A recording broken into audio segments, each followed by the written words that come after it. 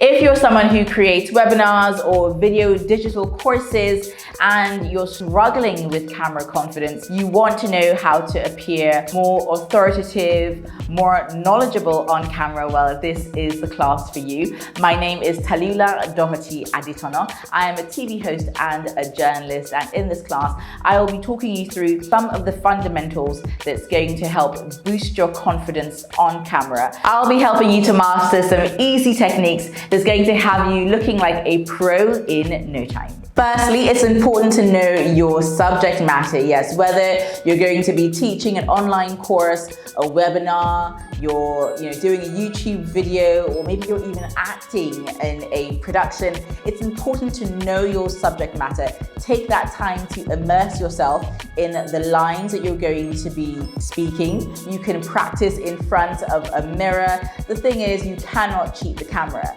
If you know what you're talking about, that's going to come across. If you're literally just fluffing and trying to make it up as you go along, that's also going to come across. So just take that extra bit of time to immerse yourself, and also get somebody who you trust to give you feedback. Practice in front of a friend, in front of a family member, and ask them, if you were watching this, what would you think? What is your constructive feedback? What can I do better? And implement what they say, implement their feedback into your presentation, just to help you make it more polished and more put together. There's that saying that how you dress is how you're going to be addressed. And when it comes to appearing on camera, that is so true. It's important to be groomed. You don't have to go out and buy fancy clothes or anything like that. But it is important to make sure that your appearance speaks volume. So, keep your hair nice and groomed, your nails neat, your outfit. Let your outfit be something that you are comfortable in, that makes you feel powerful, that makes you feel confident, and that gives you a sense of power and authority as well. So really take the time to prepare yourself before you come on camera, because there's nothing worse than appearing on camera, looking sloppy. You're not going to have that confidence. You yourself are going to feel a little bit out of sorts. I would suggest doing your grooming the day before your shoot and the night before your shoot, planning your outfit. Therefore, on the day, you're not taking time away from your scripting and all the other important elements of camera confidence.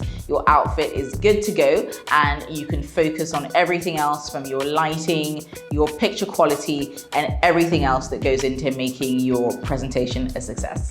Scripting is a very big part of camera confidence. Now, the way I do this is I will literally sit down and script out everything that I want to talk about on camera, and I will read through my script 10, 15, 20, 30 times to make sure that I really understand what I've written. I don't have to say it verbatim. The most important is getting the depth of what I want to talk about and making sure that I'm not missing out any vital information. Now, once I've done my main comprehensive script, I will make bullet points, and my bullet points are what I'm going to use during the course of my filming. So once I'm filming, I can have maybe 10 bullet points, and each bullet point is going to be a heading. So that heading is going to encompass the subject matter for that specific paragraph. And when I'm filming, I will look at the heading, and that will trigger, the rest of the paragraph in my mind. But if it doesn't, I can always go back to my main script and read through again. This way, you're not trying to repeat what you've written word for word, because it's really not about that. It's really about just getting the main gist, the main idea of what you want to say, and being natural and conveying it in a way that is friendly and warm. So you want to come across like you're talking to a friend, like you're talking to a family member. You don't want to be too stiff. You don't want to be too rehearsed.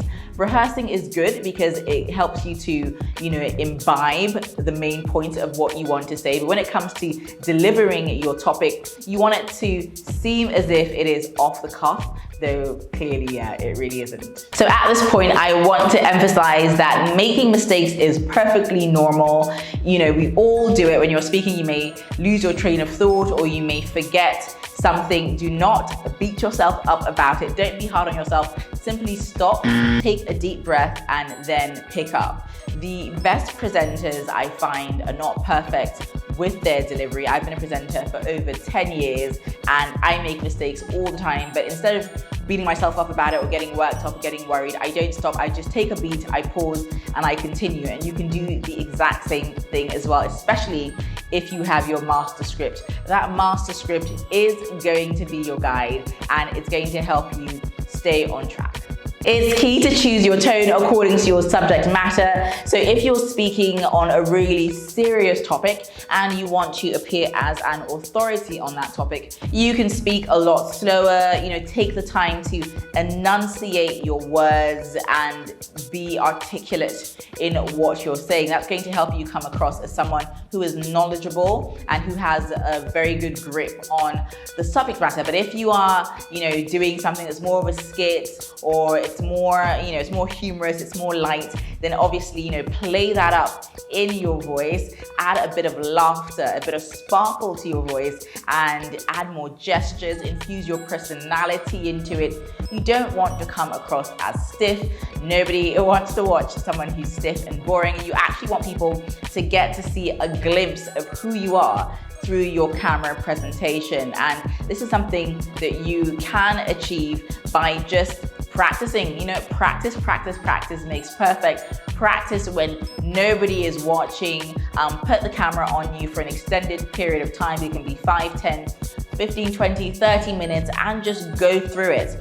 After you've done that, this is the bit that some people might find a little bit cringy, but take the time to watch it back. And when you're watching yourself back, try to be as unemotional and as unsentimental as possible. Just observe yourself as if you were a bystander or an onlooker, and try to pinpoint areas where you feel you can do better and areas where you really shine. So after that, lean into the areas where you shine. If there's areas that you think, oh, this is fantastic, this is actually very engaging, do more of that. If there are things like ums and pauses, awkward pauses that you would like to do less of, then just be more conscious of that when you're recording.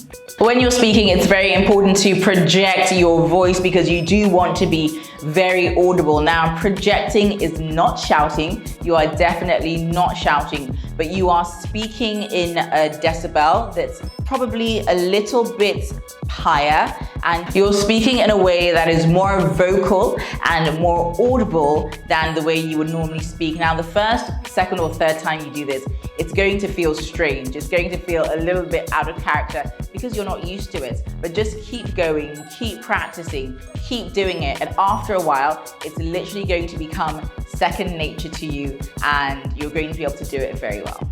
So as you're talking to the camera and as you're building your camera confidence, one of the major things you need to be aware of is looking directly into the camera. Looking directly into the camera, like I'm doing right now, is going to give you an air of authority. It's going to let the people watching you back later get a sense of who you are. It's easy to feel fidgety, or you might want to look down like this, you might want to look to the side. Please don't do that. These are all habits that you can train yourself out of, which is why earlier I mentioned watching yourself back after you've recorded and why that is so important. So just try to look into the camera.